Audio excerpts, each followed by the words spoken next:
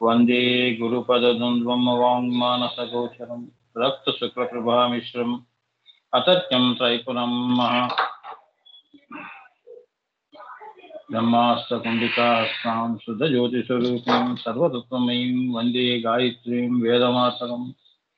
నమస్తే భువనేశాని నమస్తే ప్రణవాత్మికే సర్వవేదాంత సంసిద్ధే హ్రీంకారమూర్తయే అగ్రబిందు పరికల్పితాననాం మధ్యబిందు యుగలస్తనద్వయం పార్శ్వబిందు రచనా గుణస్పదాం నవమితే పరశివే పరాం కళాం కామేశ్వరీం పరాం మీడే కాదిహాది స్వరూపీం మాతృకావరణలిప్తాంగీం మహాశ్రీచక్రమజ్జగాం మహాత్రిపుర సుందరీం. ఓం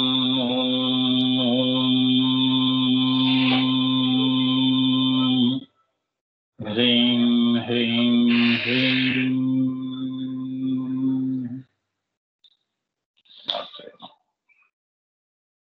ఓం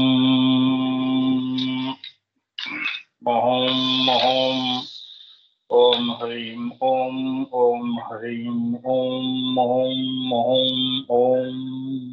అఖండాత్మ పరచిద్గణ నిసర్గదత్త ఓం నిసర్గాత్మ పరచిద్గణ అఖండదత్త ఓం పరానంద చిన్మయ ఘన బ్రహ్మదత్త ఓం విరాట్ స్వరాట్ సామ్రాట్ ఘన విష్ణుదత్త ఓం సర్గస్థితి లయానంత త్రిపురదత్త ఓం సార్వత్రిక చక్రేశ్వరి సాదాఖ్య శ్రీ లలిత ఓం నిరంజన నిర్వికల్ప నిస్తులగన నిత్యదత్త ఓం మాయాంతరాత్మ మాయాగణ మోక్షదత్త ఓం మృత్యోర్మృత్యు మృత్యుంజయ మిహిరదత్త ఓం పూర్ణ బ్రహ్మ పరిచితి ఘన జ్ఞానదత్త ఓం విశ్వరూప చక్షుర్గణ విజయదత్త ఓం దత్తోహం సోహం శివోహం శ్రీమాత్రే నమః. గురుకృపా హి కేవలం మాతు.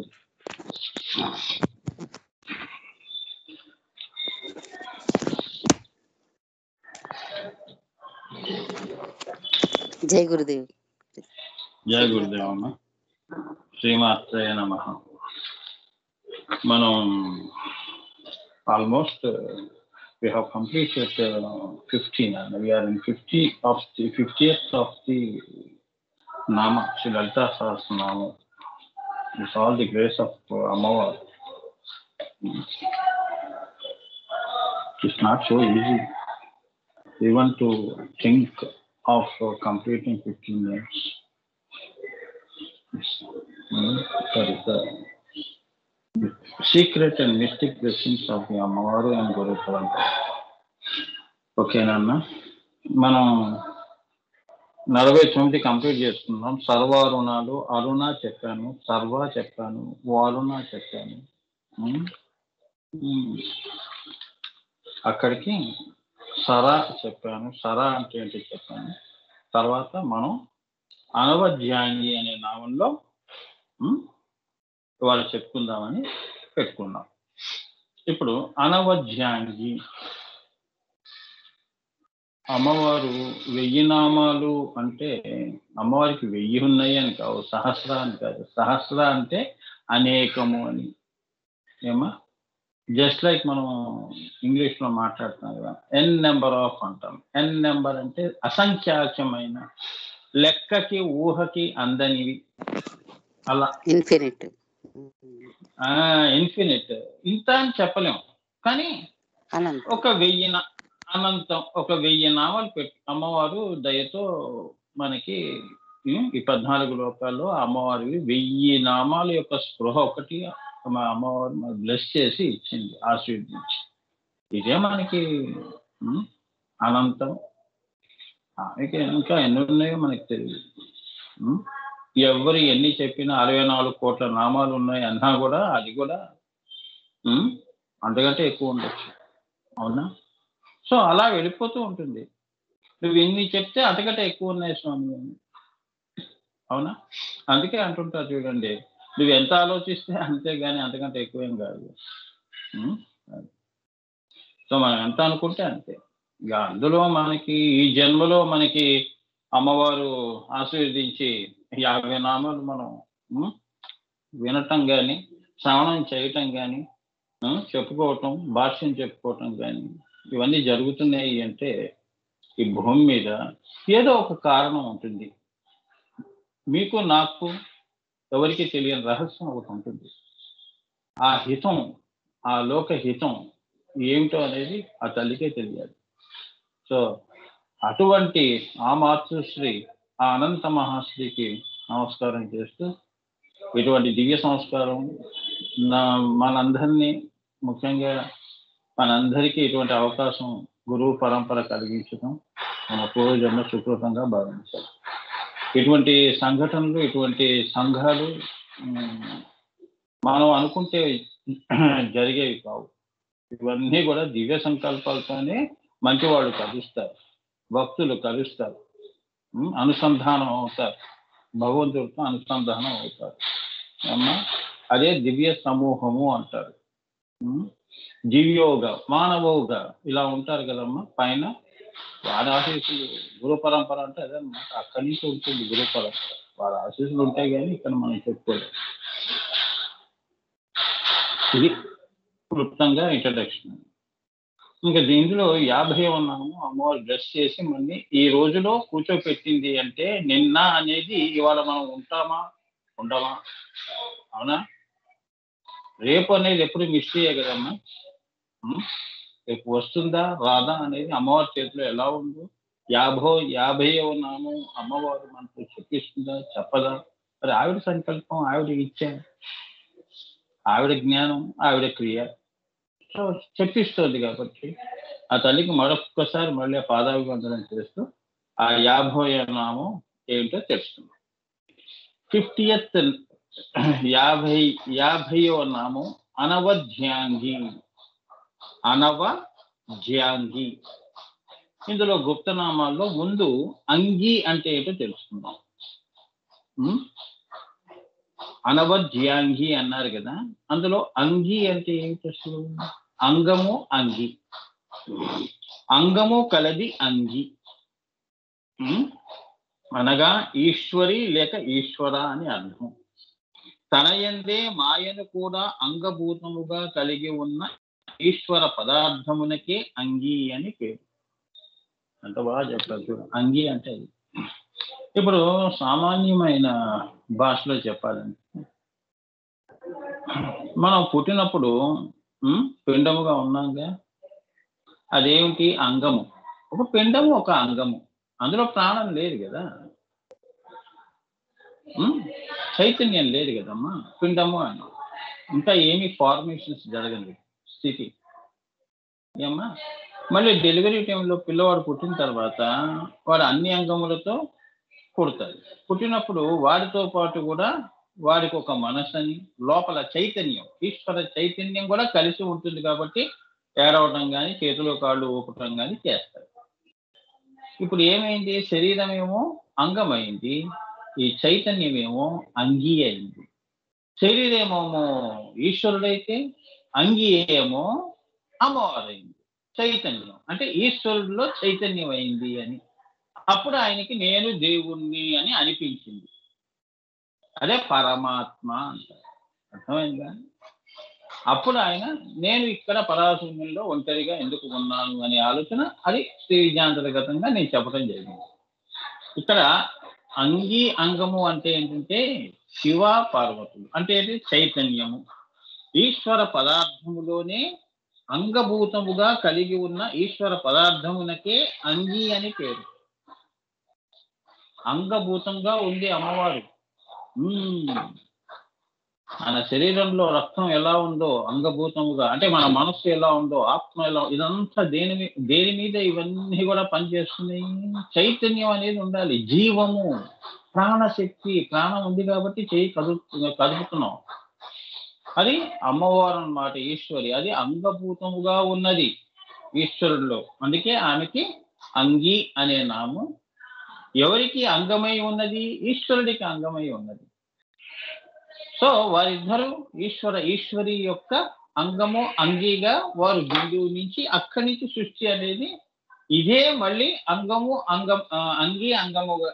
మనం కూడా అంతే కదా, మన చైతన్యం అంతా మనలో అమ్మవారు, శరీరం అంతా ఈశ్వరుడు.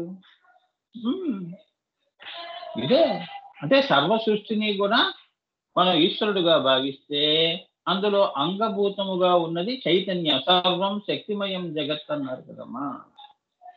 ఏమ్మా, ఆ శక్తియే అంగి, అది ధరించి ఉన్నదే సృష్టి. ఈ చైతన్యమే అణువులుగా కట్టుకున్నది. ఈశ్వరుడిలో చైతన్యమే, ఈశ్వరుడు కూడా ఇప్పుడు ఈశ్వర పదార్థం కూడా, ఇప్పుడు మన శరీరం కూడా ఏకకణ జీవులన్నిటిలో కూడా అమ్మవారే మళ్ళీ అంగిగా ఉన్నది. న్యూక్లియస్ అంటారు కదా, ఇవన్నీ సైన్స్ అమ్మా. న్యూక్లియస్ కనుక అది కనుక ఇన్యాక్టివ్ అయింది అనుకోనన్నా, నిస్తేజం అయింది అనుకోండి, అక్కడ చర్మం చూడండి ఎండిపోయి పడిపోతుంది. మన చేతితో తీసేస్తుంటాం చూడండి, మళ్ళీ కొత్తది వస్తుంది. అంగము మళ్ళీ కొత్తది నిర్మిస్తుంది. అంటే అంగియే అంగముగా మళ్ళీ అది మారుతుంది. అంత వాగర్ధ వివసం పుట్టుకోవు అన్నట్టు ఉంటారు వాళ్ళు ఇద్దరు ఈ సృష్టిలో అని ఒక రహస్యం చెప్పారు. మీరు పట్టుకున్నారో లేదో నాకు తెలియదు, జాగ్రత్తగా ఆలోచన చేస్తే. అంటే శరీరం వేరు, అంగి వేరు కాదు. ఈ అంగియే శరీరాకృతిని ధరించి నీకు ఒక సృష్టిగా చూపిస్తోంది. లోపల ఉన్నది ఈ శక్తియే ఏమవుతుంది? ఇప్పుడు మనం ఏం చేస్తున్నాము, ఎలక్ట్రిసిటీ మనం తీస్తున్నప్పుడు ఆ ఎనర్జీని ఎన్నో మోడ్స్ ఆఫ్ ఆపరేషన్స్ చేస్తున్నాం. అంటే ఏంటంటే ఇప్పుడు ఏమిటి ఎలక్ట్రిసిటీ, మన ఇంట్లో మరి ఇవన్నీ వెలుగుతున్నాయి అంటే ఇదంతా కూడా ఎలక్ట్రికల్ ఎనర్జీ నుంచి వస్తుంది. అది అంగి, ఇదంతా అంగము. సో ఈ అంగము కూడా ఆ అంగి నుంచే వచ్చింది, అణువుల నుంచే కట్టుకొని వచ్చింది. అంటే అంగియే అణువులుగా కట్టుకొని ఈశ్వరుడుగా బయటపడింది. ఆమెయే, అందుకే అది నా స్త్రీ, నా పురుష, నా నపుమాన్ అన్నారు. అదిగా పరంజ్యోతిగా ఆమె ఏం చేసింది, పాంచభౌతికమైన సృష్టిని చేసింది, కంటికి చూపించింది ఇది ప్రపంచము అని. అందులో మళ్ళీ తానే ఉంది, అంగిగా అంగభూతముగా తానే ఉంది. సూర్యుడిలో శక్తి, సోలార్ ఎనర్జీ ఎవరు? అమ్మవారు. చంద్రుడిలోనూ అంతే, తారాకోటుల్లోనూ అంతే, నీలోనూ అంతే, నాలోనూ అంతే. ఈ సర్వ సృష్టి సర్వం శక్తిమయం జగత్తుగా అంగము అంగిగా వాళ్ళిద్దరూ ఉన్నారు. రెండు ఉంటేనే కానీ సృష్టి జరగదు. కాబట్టి అంగము అంగి. లేదు అంటే శక్తిగానే ఉండిపోతుంది, పరాశూన్యంగా సృష్టి ఉండదు. ఇక ఇప్పుడు అర్థమైంది కదా అంగి అంగము అంటే ఏంటి. మీ శరీరమే అంగము, అందులో ఉన్నది అమ్మవారు, మీ లోపల ఉన్నది మీ చైతన్యం అంతా కూడా. అర్థమైందా? వాక్ శక్తి. నువ్వు మాట్లాడుతున్నావు అంటే వాక్ శక్తి ఉండాలి. నోరు ఉంటే అయిపోయిందా? దాని వెనక ఒక శక్తి ఉండి మాట్లాడించాలి. చేతులు ఉన్నాయి, చేతులతో బలాన్ని ఎలా మోస్తున్నావు, ఒక వస్తువుని ఎలా మోస్తున్నావు? లోపల అంగి ఉంది, అమ్మవారు ఉంది. ఆమె ఆ కుర్చీని ఇటు తీసి అటు పెడుతున్నావు నువ్వు, అంటే అక్కడ అమ్మవారు పనిచేస్తుంది శరీరం ద్వారా. అంటే ఈశ్వరుణ్ణి కూడా కదిలించే శక్తి అన్నమాట. ఆయనతోనే అనిపించింది నువ్వు దేవుడు అని అనిపించింది, తెలుసా? ఖడ్గమాల చెప్పాను కదా, అదనమాట. సో ఇప్పుడు మనం చేస్తున్న కర్త కర్మ క్రియ అంతా కూడా ఈ అంగి వలనే జరుగుతున్నాయి. క్రియ దాకా వచ్చాము అంటే అది అమ్మదయ ఉంది కాబట్టి ఆ పని చేయగలిచాను అని నువ్వు అనగలుగుతున్నావు. లేదు అంటే కర్త కర్మ దగ్గర అయిపోతావు, సంకల్పం దగ్గర అయిపోయి ఇక నువ్వేం నిస్తేజం అయిపోతావు. అయ్యో ఆ పని చేయలేకపోతున్నాను ఏంటి అని. అది సాకారం చేసే శక్తి ఎవరు? అమ్మవారు, అంగి. అదే కదా ఈశ్వరుడు. పాపం సంకల్పం అయితే చేసాడు కానీ సృష్టి చేయాలని, పాపం సాకారం చేసేవాళ్ళు ఎవరు? అప్పుడు అమ్మవారు బయటకు వచ్చింది, ఆమె క్రియగా చూపించింది శ్రీచక్రాన్ని. అది ఇప్పుడు నువ్వు చేస్తున్న పనులన్నీ కూడా ఈశ్వరుడు చేస్తున్నది. మరి చేయించిన శక్తి అంతా ఎవరు స్వామి అంటే అమ్మవారు, ఈశ్వరి. ఈశ్వర పదార్థంలో అంగిగా ఉన్న రామకృష్ణ అనే శరీరంలో అంగిగా శక్తి ఉన్నది కాబట్టి, వాక్ శక్తి ఉన్నది కాబట్టి ఈ అనవధ్యాంగి అనే నామాన్ని చెప్పిస్తోంది ఆ శక్తి. అలానే మీలో కూడా 84 లక్షల జీవరాశులు అన్నిట్లో కూడా ఈ శక్తి పనిచేస్తూ ఉంటుంది. అందుకే ఇది లేని చోటంటూ లేదు. ఇది సర్వం శ్రీచక్రం అంతా నిండి ఉంది. అందుకే అమ్మవారిని ఆది పరాశక్తి అన్నారు. ఆది అంటే మొదటిది, పరా అంటే నువ్వు చూడనిది, అంటే సూర్యుడు, చంద్రుడు, తారాకోట్లకి అతీతంగా ఉన్న శక్తి కాస్మిక్ ఎనర్జీ అంటారు. విశ్వ చైతన్యము అంటారు. అర్థమైందా?